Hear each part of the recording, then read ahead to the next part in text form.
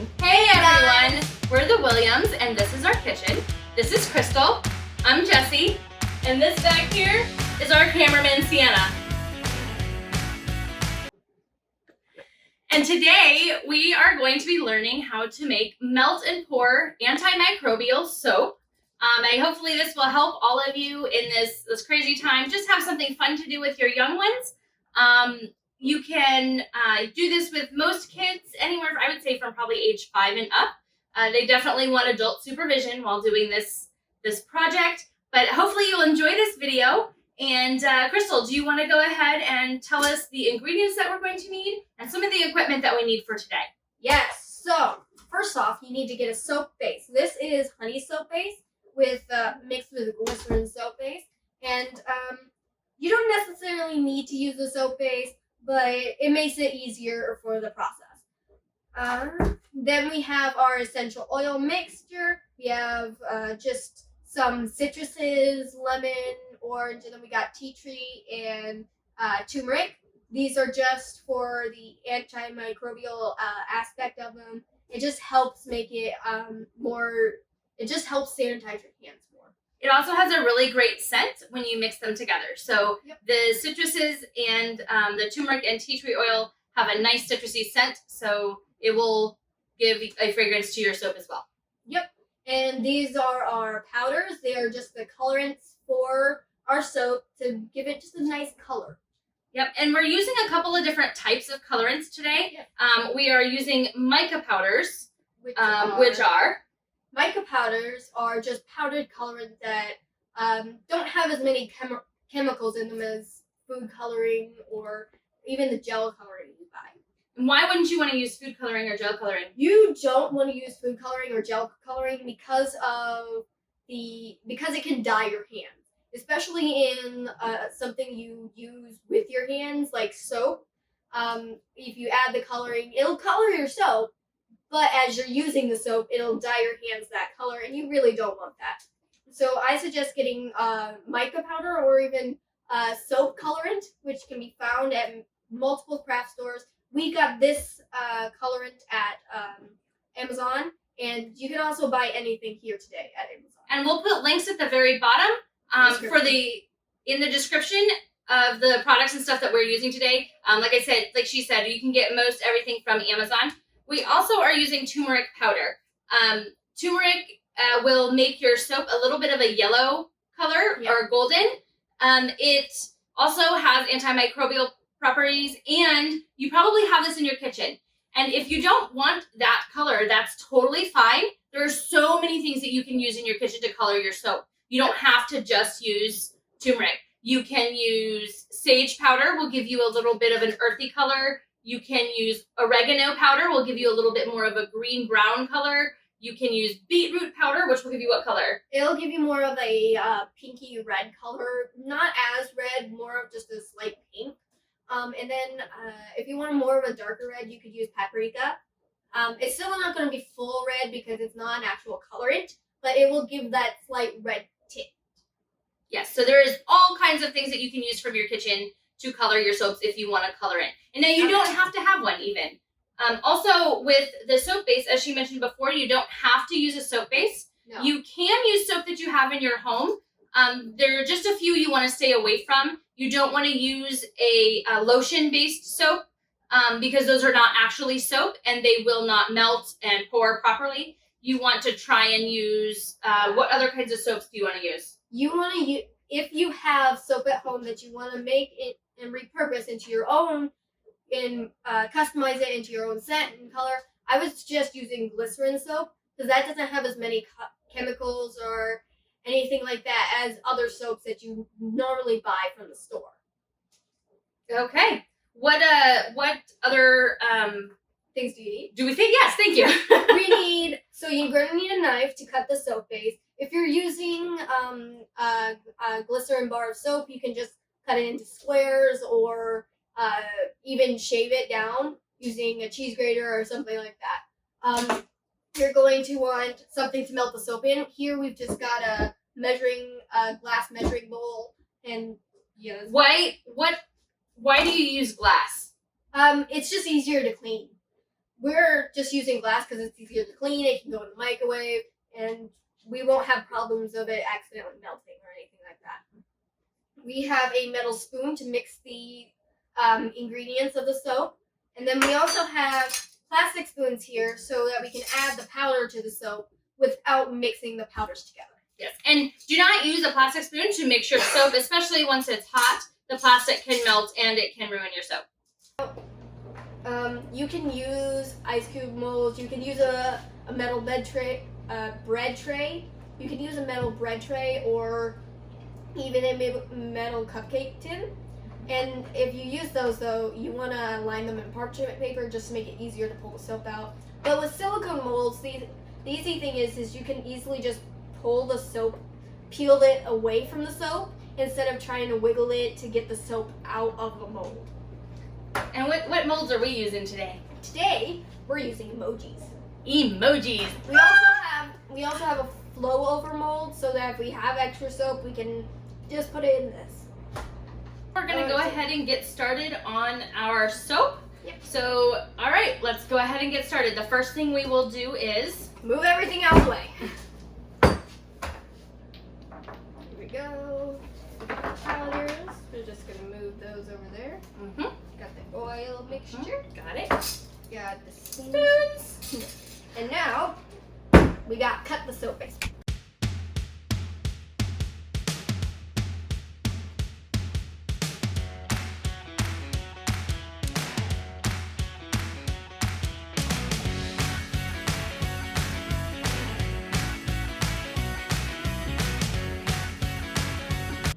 All right. Here we go.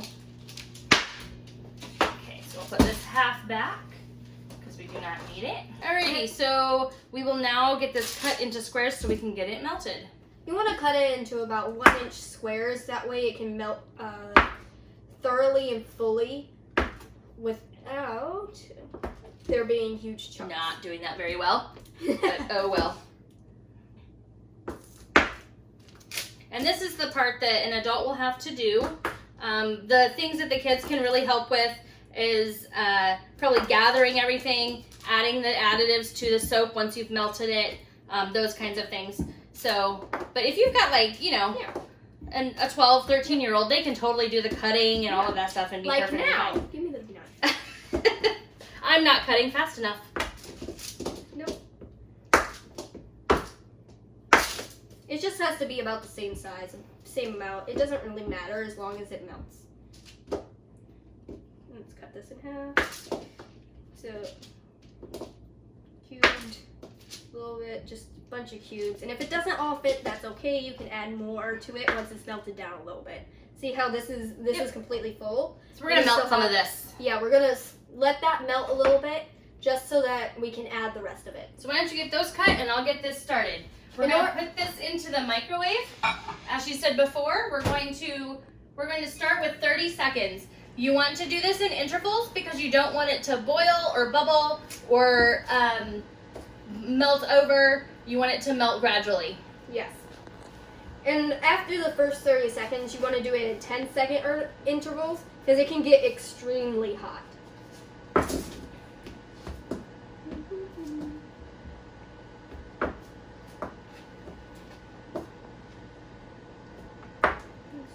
Those into little tiny cubes. Okay, so our first 30 seconds is done. We're going to open it up. We're going to check it.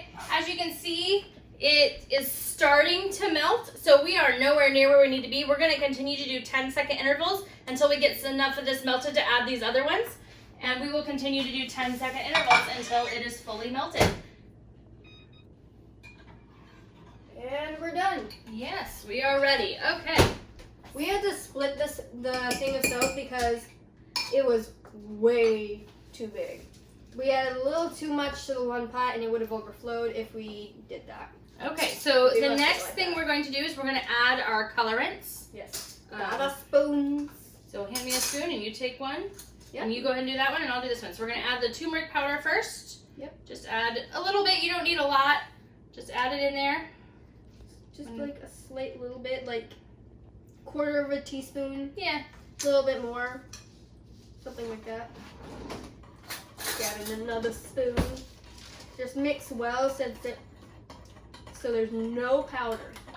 You don't want any clumps of powder in there.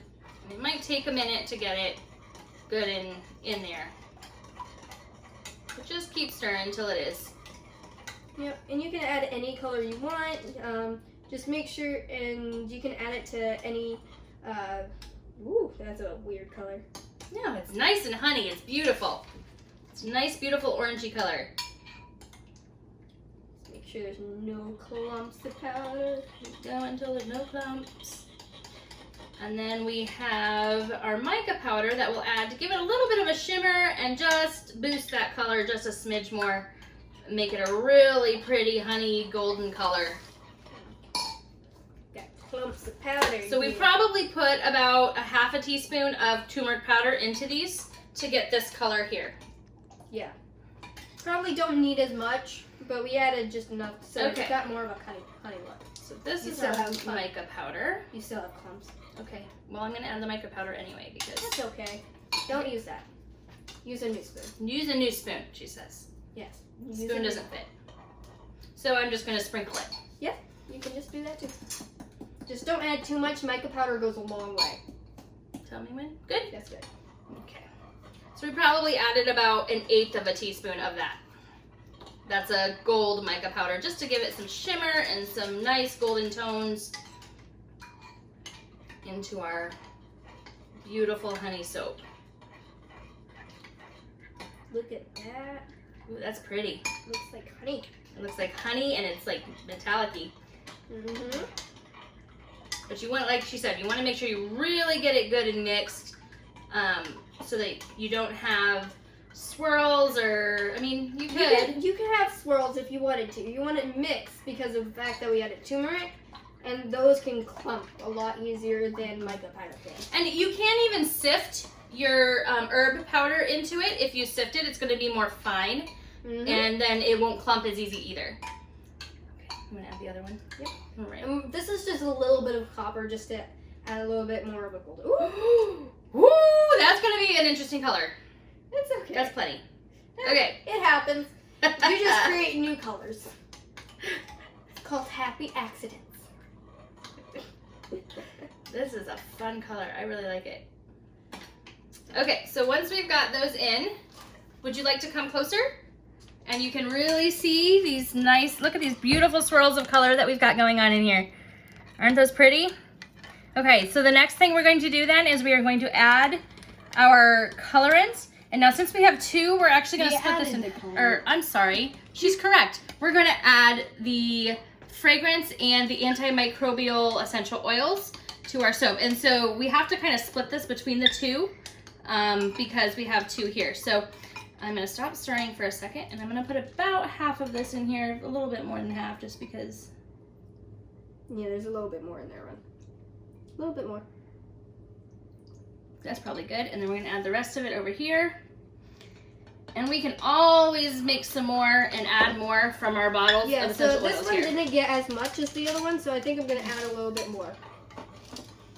And you can always like do a smell test by wafting it up to see what kind of a scent you're going to get from your soap. This one's pretty good with what we've got. So let's see here. Let's go ahead and add.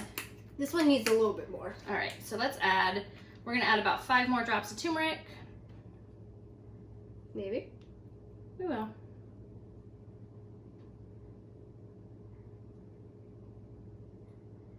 There we go. Okay, let's add some more citrus to that one. Let's see here. Let's go with sweet orange.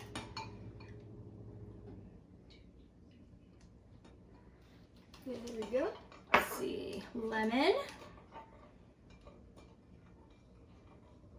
And I'm just mixing as we're going just to make sure it's fully incorporated into the soap. I love the smells of these. Got a little bit extra of that. Mm-hmm. And I think I got all of them. Nope, tea tree. Let's add just a smidge of tea tree into that. There we go. Okay. Do a waft test, see how we're doing on that. Smells good. Good, all right. Okay, so now that we have colored and put fragrances into our soap, we have to pour them into our molds. You want to pour one mold and I'll pour the other? Yep, let's do this. All right. Now be careful not to touch the sides And you- of the bowl. Yeah, Because- it's very warm, and you might need to stir as you go a little bit, Yeah. just so that you continue to have a nice. So we're just going to pour this into our silicone mold. I'm actually going to set this down. It's easier for me to pour with my right hand. Yes. So I'm going to move over here just a smidge, give you some room. Yes. And here we go. We just gently pour, and we fill our molds. Now, you can see as we're pouring, there's bubbles on the top of the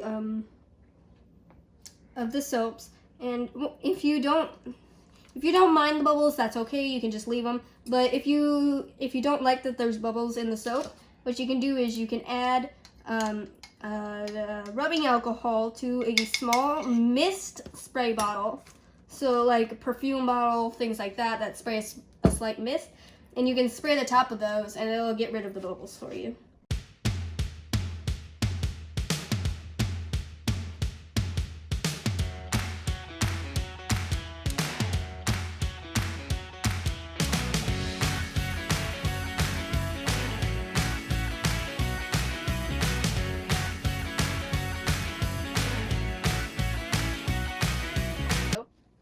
Okay, let's move these over here. And this spoons. Spoon. There you go. Alrighty. And now Okay. we're just gonna let these sit here for about 40 minutes. As they harden. Yeah. If you use a bigger mold, it's gonna take a little bit longer because it's gotta harden in the center. But yeah, it doesn't take long. Nope. And then once you're all done, you can pop them out of your mold, and you will end up with small bars of soap ready to go. Hey guys, it's been about an hour. We left these in here just a little bit longer, so we made sure they were actually hard, because sometimes even after the 45 minutes they'll be a little soft, so you get fingerprints and all kinds of things in there that you don't want. And so now we're just going to pull these We're out. going to pop them out.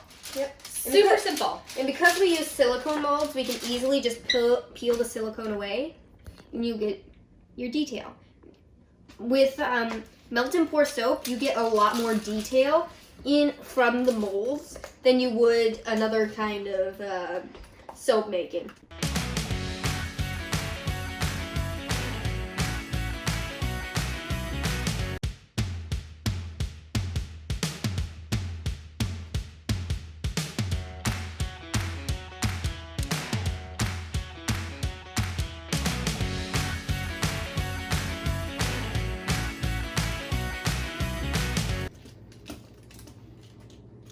Here we go.